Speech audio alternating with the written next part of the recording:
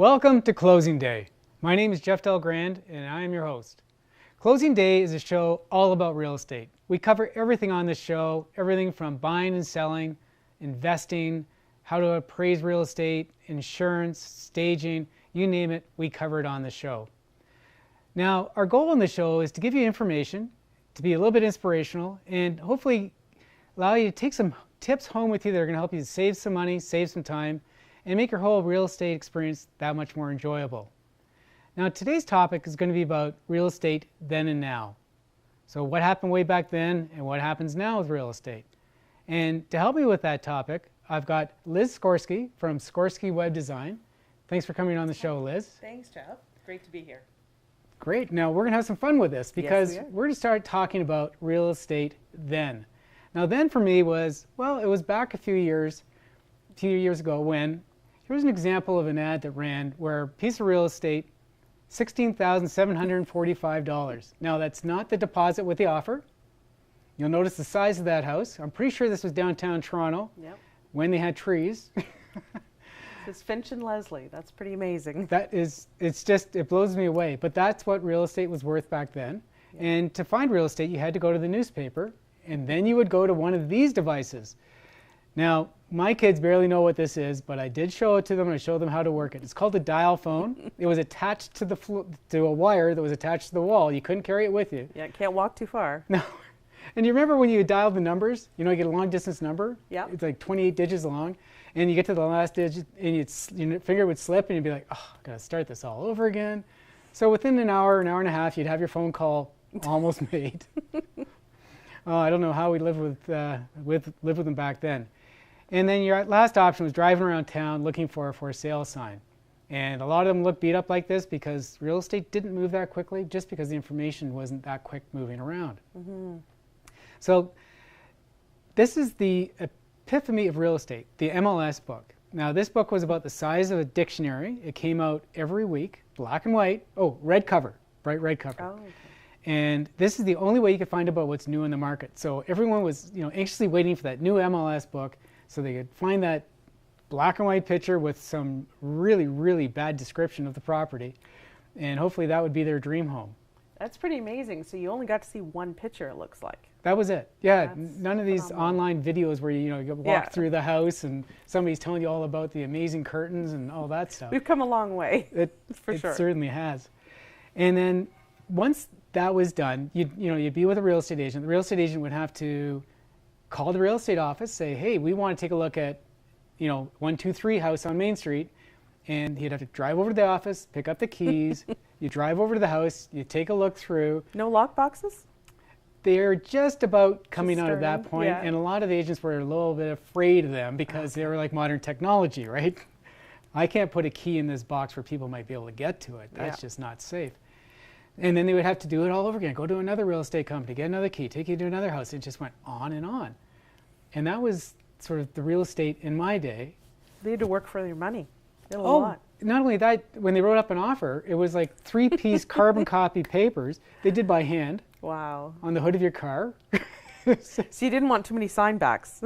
Oh, and the office became a mess, right? Oh. Because they had to present them in person. Yeah. So if you had multiple offers, you had a car, you had a car for every offer, which meant your driveway was full of cars. I don't know really how real estate moved all that quickly back in the day, and I guess it didn't really. I wonder what the average amount of time it took to sell a house. Do you think they sold them in days, or we're talking months? I would think more like months. Yeah. I mean, it would take a week or so for the house to even get into an MLS book. Yeah. And then it didn't show like a new house. It was just buried amongst all the other listings that had been sitting there for months. So you didn't know unless you really knew how to read the codes. So, yeah. Must have been hard to find what you wanted too. As the buyer, how would you know where's that 2-story, 4-bedroom house? Where is it in the book? Well, maybe because you couldn't see all of the listings, you didn't know what you were comparing to. So since you didn't know there was better stuff out there, you just took You settled for what you saw first? Oh, that was just, that was the way it was done. So nowadays, it's a little bit different. Oh, yes. Right? The last thing I wanted to touch upon about the then days was today you can see you know, you alluded to like videos online. Back in those days, they had these big VHS cameras. They were about the size of, oh, I don't know, grenade launcher, I guess. You put them on your shoulder, and some agents would actually walk through the house with this thing, and there was no audio. They would just take a picture of the house, and you go back, if you went to their office, they would have this stack of VHS tapes. Wow. They'd have to stick in the machine one at a time to take a look. It almost took less time to go over to the house than it did looking at all these ridiculous tapes. Yeah, the changes that have happened. So it must have taken a tremendous amount of time for people to find the house they wanted. Just the whole process seems elongated. It definitely would be. And a lot more work for everybody. Yeah. So those agents earn their money big time. Oh, jeez. Yeah. Yeah, back when they're selling houses for $16,000. That Yeah. was the big bucks. So now people will look for properties. What would the process be? If somebody is initially interested in looking at property, probably going to their computer? Oh, I think so. And as a web designer, what I did is I took a look at, hey, what are the 7 different types of websites you could go to Right. for people to find property? One of the first things, I'm just going to give you a rough idea of the 7 different ones, but some that may be forgotten when you're looking for real estate. So the first one is don't overlook social media. What I'm finding now, especially in the Orangeville, Dufferin area, a lot of agents are posting virtual tours. They're even using drones, and they're doing overviews of property, especially in the country, and they're posting them to their Facebook pages. Now, so Facebook and YouTube, if you start looking in the search bar or look at some of your favorite agents, look at their feeds, because they've probably got some videos going on, and they're really helpful. All right, so I mean, everyone knows about Facebook. Yep. So you said they would take videos with drones. That's the... Well, you need a drone pilot, but if an agent was to get a pilot in and it was a country property, they could give you a tremendous overview without you even having to go there. A drone pilot? Yeah, you have to you have to have a license. There's a lot of liability there. Really? Yeah, for sure. And there are some people using drone pilots that'll come out and they'll take their little drone, and it's got a HD camera on the bottom. It'll fly over the house and around the property. Neat. And it's great for someone looking for real estate to see the scope of a property. Okay, and then so you'd see that on Facebook, like you go ththrough your news feed and you'd see something. Yeah. Is there a way of searching it on Facebook to sort of... That's a tricky one, you know. I think if you put in, you know, real estate, Orangeville, real estate, Shelburne, that type of thing, if they're tagged properly, and that's the thing. Usually the videos don't live in Facebook, they usually live at YouTube. Right. If they're tagged properly, when they embed them, they should come up for you. So again, don't just stop at Facebook. I would go to some of your favorite realtors, look at their Facebook pages, see if they're using video. Okay. Again, it's a real added value for the person looking for real estate, because you're getting a glimpse inside the house. You don't have to go. It's great. You just sit back and take a look. If you like what you see, you contact an agent or you look further into it. Also go to YouTube directly.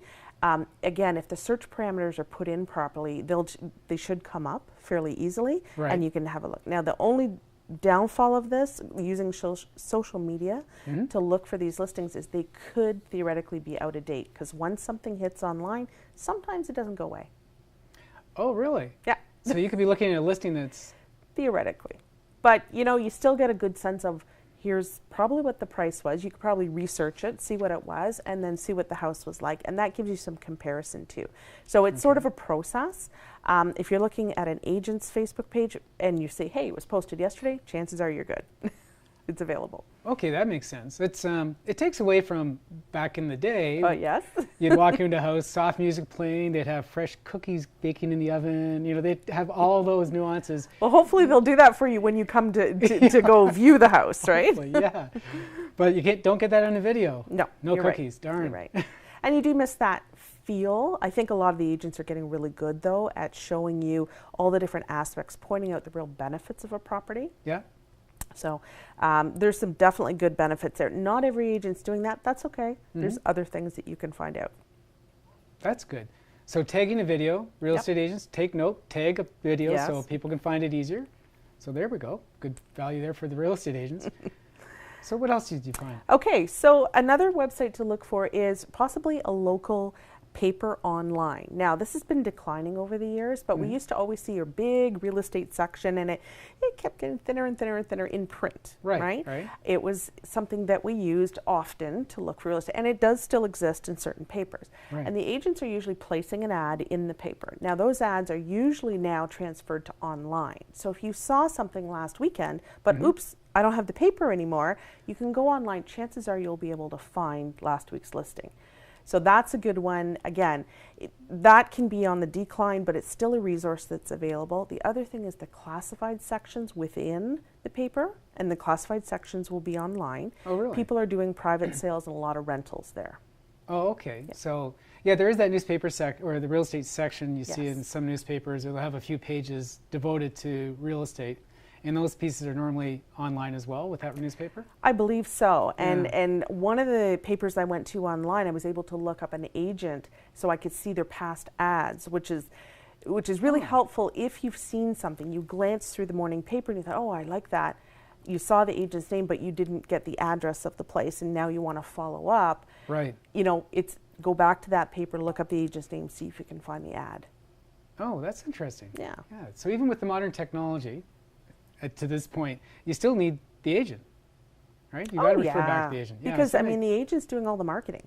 Right. So, I mean, a lot of the times they're doing a heck of a lot of work. They're going to make the videos, and they're, you know, putting the old style feature sheets, and they're doing, you know, having, as I get into some more details, but they're putting the stuff on their website. They're doing all the marketing. So, yeah, you definitely need the agent for sure. Right, right. I knew that. That was kind of a loaded question. You're trying to trick me, Jeff. No, I just went through the process myself, and I do a lot of, you know, I'm looking at real estate all the time. Yeah. So.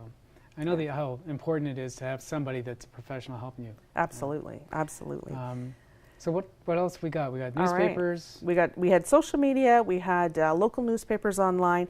The next type of website is called a third-party website. Now, how I classify that as is something like Zolo.ca, Kijiji, therealestatebook.com. Now, these are generally where agents or people put in ads. Right. But there's some real advantages here. They aren't necessarily associated with sort of the official MLS stuff, but sometimes those ads contain a lot of extra information. So what you're finding is they're giving you additional information on maybe, hey, if it's a condo you're trying to buy, condo fees, property taxes, different amenities, so extra information. Right. Point being Kijiji, a lot of private property sales there. So that's a good place to look. Now, Kijiji doesn't give you a lot of search parameters, but if you're looking for something, you know, a home in Shelburne, you put that in. They've got a whole real estate section. You put in Shelburne, and they give you a listing of everything. And you'll find some commercial properties there as well. That's interesting. Kijiji, that's sort of like a used website for, well, selling used stuff. Kind of like classifieds online, really. Yeah. Okay, well, we're going to come back in a couple of minutes, but one question I want to ask you that we'll come back to is, what is the absolute best way to find real estate? I have the answer. All right, thanks. We'll be right back. See you in a minute. We're going to run out of time.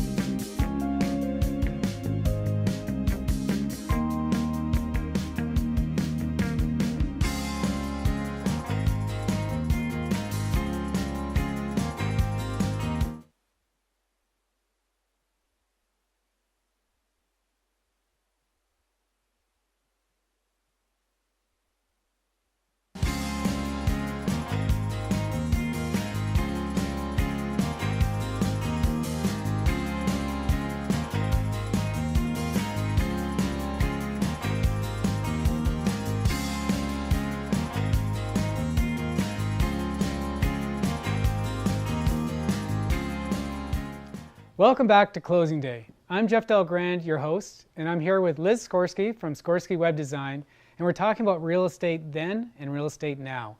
Now, we were talking about online sites and different sites to go to, and what was the next site you wanted to bring up, Liz? Well, the next thing I think is really important is the individual real estate agent's website. Right. Some of those are incredible, and they have, when we build a website for somebody, we have the option of putting in what's called an IDX feed, which is a data feed from MLS, which means you can take all the MLS listings and dump them on your site, which is great for client retention, because if I'm John Smith and I have a website, what I can do is show all of the MLS listings on my site. Really? Then I can show featured listings, and that's a great way to help your seller. So if I'm trying to sell your house, I'm now going to make a virtual tour and a feature sheet and give like lots of photos and have that as a featured listing. So that means the person looking gets to see far more information. Big advantages there, I really think, because they can give a personal opinion on it. So you're not just seeing MLS, you're seeing specifically what that agent is selling.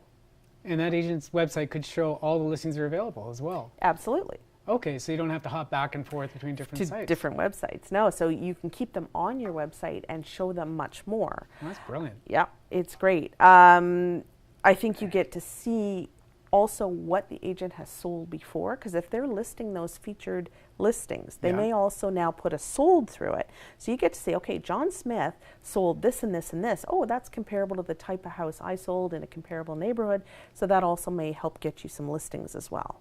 Oh, right. So another tip for real estate agents. This is working out well for people looking for houses and people selling homes. I just want to mention there's one thing. If you're a real estate agent and you do that, mark your houses as sold. Sometimes old data, again, gets left online. Oh, right. And they don't necessarily mark it sold right away, which can be a little problematic for the person looking for the real estate. Oh, it's frustrating. Yeah. When you see a listing, you're all excited about it, you're pumped, you want to get there, and you make that call and it's not available. Yeah, it's just... That's right. Yeah, so staying up to date, definitely. Yeah.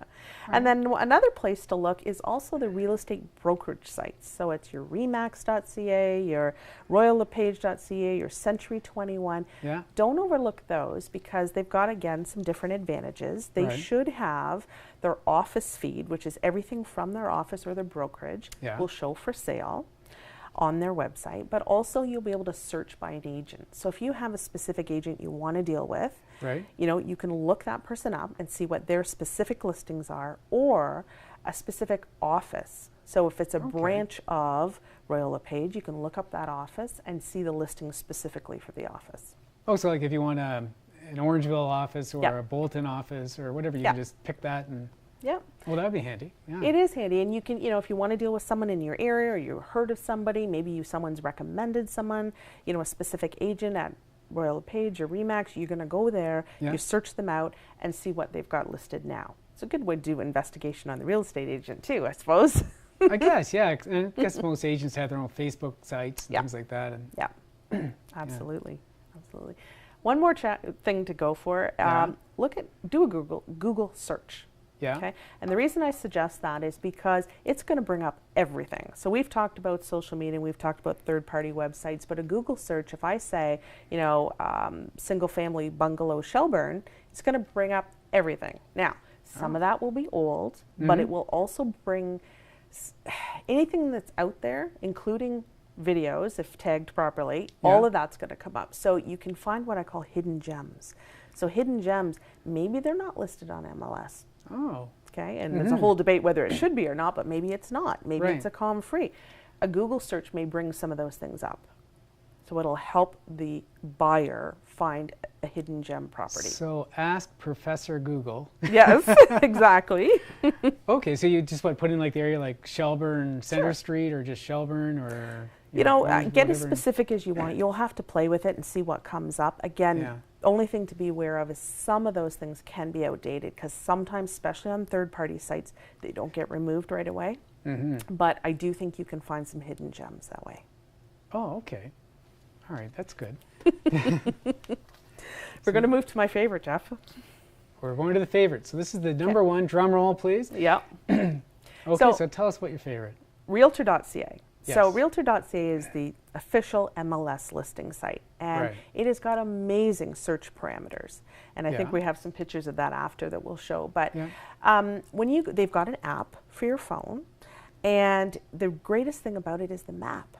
So if you want to move let's say I live here in Shelburne, I want to move to Collingwood. I don't know that area. I don't know what's around. Right. So you go to realtor.ca, you look at the area. Yeah. It will show you everything that's for sale in little dots, and then it gives you the option to break down that search parameter and say, okay, I want a 3-bedroom house, and I want it to be near the water, and I want it to be have a view, and you can put all these different search parameters, and it's actually very detailed, and it will shrink down that map and show you what's available. And then of course you click on it, it tells you how much, and you click into it and it gives you the whole listing. Great way to research. Right. Little tidbit about realtor.ca too is it is actually done with Google Maps. And when you look at it, it's the map view, but it also, you can drill down and see the satellite and then also see the street view. So you could actually get a look to see what the house looks like without leaving the map. So you could take a look at the satellite view to see the swimming pool in the backyard or whatever? Well, I don't know if it'll go this, theoretically, yes. Okay. It depends what they filmed. However, you should be able to get a good look at a neighborhood street. Yeah. Now keep in mind, that's done with a 360 camera, and Google does that once every 3-4 years, so they are outdated. So if a house has been updated, been painted, you may not see that. Right. But it gives you a sense of, hey, if I'm looking for a family neighborhood, is this the right place? That's good. So that's that little Google car you see driving around every so often, taking pictures of. Okay, so that gives you the picture of the house. So anything with the Google map, which is on realtor.ca, you can drill down and get a really good sense. So if you're moving out of the area, it's a great online resource to be able to see what's around, what's the vicinity, you know, how close am I to downtown, that type of thing. Yeah, because you can literally take that map and move up and down the street, as if you're in a car looking. You can. And you're not even in that city, but it gives you an idea of the neighborhood. When I moved here from Burlington 6 years ago, we did a lot of research that way with mapping. And we were taking a look, because we didn't know the area at all. Right. We knew no one up here. So, you know, sure, I can drive here. It wasn't that far, but I couldn't do it every day. And I learned a tremendous amount about the area and what was close by. And literally, I could move the Google map down Shelburne and see, oh, there's a grocery store and there's a liquor store. That was cool, I bet. Yeah. Now, you brought some pictures, so we're going to bring them up and let you sort of describe a little bit about the pictures to us. Sure. Okay. Yeah, so what do we got here? So this is a screenshot of Kijiji, and basically this just shows a listing that was done under the real estate section. So when you land on Kijiji, you look up real estate, you put in the place you want to, so if it's Shelburne or Orangeville, what have you, and it'll bring up a listing. You do have the option to contact the agent, and sometimes you'll see some interesting features here. Like this one looks like it has a video in it, and then it'll have accompanying pictures and the write-up. Okay. So you'll see sometimes agents are putting sites on there, and sometimes they're private or com-free stuff, so it's a good place to look. Good. Yeah. So this one. Okay, this is my, again, personal favorite. This is the map on the realtor.ca app for your phone. This is what it looks like, all right. This is what it looks like, and you can see the numbers indicate properties for sale, and then underneath it's got the properties, and you click into them for details. This is awesome if you're driving around a new area, and you actually bring it up on realtor.ca and you isolate the area where you're driving, and you can see stuff that's for sale. So literally, you could be in your car driving past a house that's for sale, look it up immediately on realtor.ca and know how much they're asking for the. All on your phone. Yeah, it's awesome. Okay, and then this one. And this is the desktop view of realtor.ca, and again, this, I love the map. This, in the bottom right-hand corner, I don't know if you can see it, this is where you drill down and zoom in. Oh, that little plus sign, minus sign. Yeah, a little plus, minus, and it gets down to the street view, which is where we talked about, where you can actually see it. But again, this is the standard. It comes down on the left, and then when you mouse over the little numbers, it shows you the properties that are for sale. And I think the next slide, yes, this is the search parameters. And again, this is better than any other site online that I've seen. Right. Far cry from your MLS books, Jeff. Okay. This is where we get to say, okay, how many bedrooms and bathrooms, and you get into details about the property. So it really gives you a short list of properties to look at with your agent. So that's quite a pile of parameters. That's good. It's awesome. You can really narrow it down. Yeah, it's really great. Yeah, so we've, with realtor.ca, it seems like the site to go to. Location is easy to sort out Yep. And then I didn't know about all those parameters in the house. That's really neat. So, yeah, I mean, you could get into a lot of details. It's a very robust site. It can do yeah. amazing things. I just love the idea of, you know, there's a lot of people that are changing locations. The Realtor.ca app on the phone is a huge plus. I mean, yeah. you're driving, you can see a house. Oh, I wonder how much that's worth. Let me pull it up. Mm-hmm. So, you know, so far from, it's just so easy to make a short list about something. You'll know instantly, does it have a basement? How many square feet it is? Big thing I like about Realtor.ca, for someone like me, yeah. okay, I don't do meters. I do feet and inches. So you can change your, when they list the room sizes, you can change it to imperial. So I love that about it. Nice, that's handy. Yeah, it's good. See, what else do we have? So when you're driving around, like Niagara in the Lake, and you see this beautiful house on the waterfront, you think, I wonder how much that's worth. Just pop up the Realtor.ca site on your phone, hit the button, tells you what it's worth, what's in the house. Yeah, absolutely. You know, Jeff, can you afford this $5.6 million home? Then swipe right. No, you can't. Well, you know, and it brings us to a point of what else is online now. Because when you're looking for real estate, sometimes you're going, can I afford this home? So, I mean, now that there's mortgage sites online, there's mortgage calculators, a lot of agents will have those, or brokerages too, have that attached to their websites. Obviously call a mortgage broker because that's your best route, but you can do some quick calculations, again, to say, am I being realistic? You know, can I look at affording an $800,000 house? Oops, that's what that's worth. But it also helps you choose an area. Like when I'm out, and I often do this, is I go out and I see a house and I think, oh, I really like that. I'll look it up, get a sense of, would that even be in my price range? So it's pretty helpful. Okay, and then, but it does sound like, to really get the nitty gritty of it, call your real estate agent and get the real fine details of all this, right? With the properties you're interested in. Oh, absolutely. I think make your short list. Use the internet now as a time saver. Make your short list. Go to your agent. Be more informed, too, because there's so much out there. So if you do a little homework, I think the whole process will go smoother. Perfect. All right, Liz Skorski from Skorski Web Design, I really appreciate all the information. Thank you very much for being our guest today. You're welcome. And thank you very much for tuning in. And we'll see you next time on Closing Day.